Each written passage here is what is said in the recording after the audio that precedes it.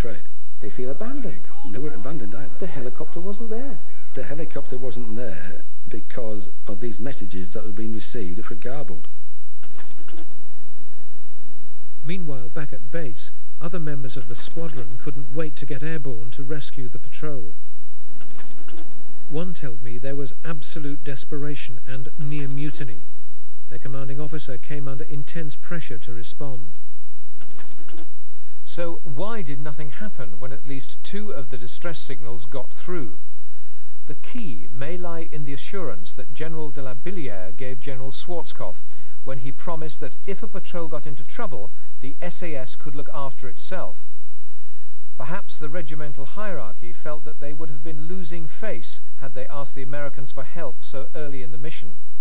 It's possible that the garbled messages may have served as a convenient excuse. I'd promised Schwarzkopf that if the SAS went in, they wouldn't need rescuing.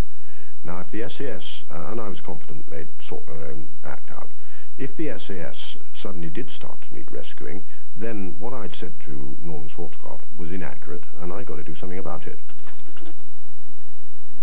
By now, the patrol had split into 2 groups. One was led by Andy McNabb, author of Bravo 20. Mal was in the other with Chris Ryan, author of The One That Got Away, and an SAS veteran called Vince.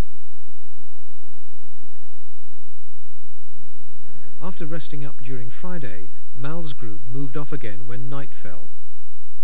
Bitterly cold, and it got worse. It got worse and worse, and then started snowing. Snowing? Yeah, it was snowing and snowing throughout the day. In the desert? On and off in the desert. Very difficult to navigate. It's a matter of just holding this compass, just looking into the blackness and into the wind, and just walking along a matter of 10 paces, doing the same thing, make sure we're straight off the bearing, and just going along like that. What became apparent is that Vince was getting worse and worse. Any kind of exercise that we were doing wasn't helping him at all, which was very bad news, really, as far as Vince was concerned. Vince was a very professional soldier, dedicated, especially to the SAS regiment and to all his comrades. No doubt about it, it was his life. He kept on stopping, falling over. We lost him a couple of times, went back for him and went back for him again.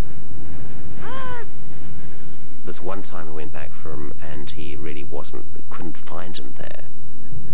What happened eventually, and this is as candid as I can be, and it's not something that has been easy, certainly for me, to live with and deal with, is that a decision was made. It was made by Chris, and he admits that, that we should leave Vince and move on, or there are going to be 3 of us dead. Leave Vince to die? To die. They had to go on to save themselves, didn't they?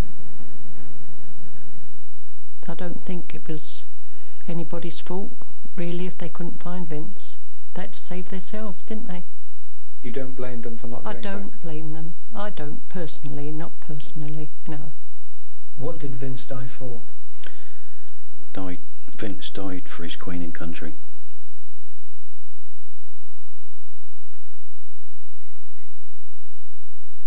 You proud of him? Very proud. You're leaving your friend, your mate, your comrade behind to die alone and cold in the desert.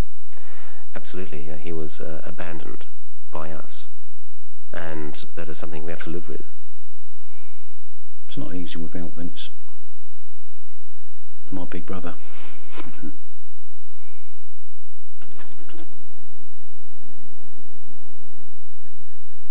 As luck would have it, there was better weather, blue skies, still bitterly cold, and the ground was sort of crunchy and icy cold. And I honestly thought, God, is this the first bit of good luck, really, that we perhaps have had? That was until the goat herder appeared, and we heard this horrible sort of jingling of bells way in the distance. As the sky got closer and closer and closer, we thought, surely this goat herder could go somewhere other than right on top of us. I mean, there was everywhere else to go. And another fantastic bit of bad luck. He got closer and closer to us until we started having to make some plans as to what to do in case we were compromised, because our cover wasn't great. Don't shoot him. Chris wanted to kill the guy. He had a knife, so he would do it quietly. I thought, no, hang on a moment. What if he's got valuable information which might in fact save us? Underlying all that, it really does go against the grain for a regiment man to actually kill an innocent civilian. The goat herder got closer and closer. We were lying flat on the ground. And literally, he saw me when he was about 1 metre away. And his eyes were like saucers, and he just stopped. Now, of course, the only word I knew in Arabic at the time was along the lines of marhaba, hello. Marhaba.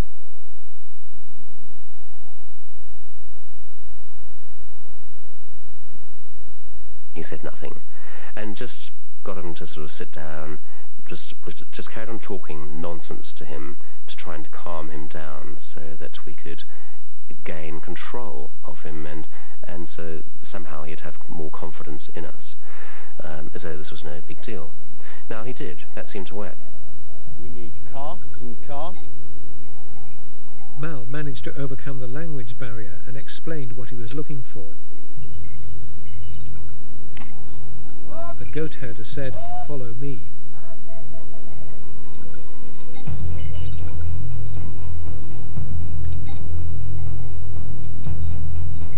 After several hours, Mal finally came across signs of habitation.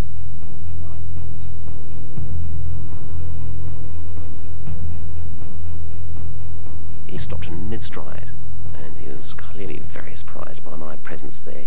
Again, immediately I had to manage that situation, and I brought up my trump card, which was marhaba, and he said nothing, and I carried on talking, and he then made a dash for the vehicle.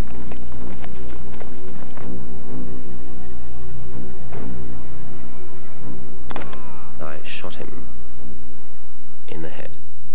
Why do you shoot him in the head? He's not a threat to you. He's a civilian. No, precisely. And again, that goes totally against the grain. In the situation I had to act at the time and act very, very quickly. It was an immediate situation. If he'd got away, or if he'd raised the alarm, if he just shouted, perhaps, if there are other people there, my situation would have been perhaps further compromised. As I saw it, I didn't really hesitate on that. I didn't really have much of a choice. I just had to get control of a situation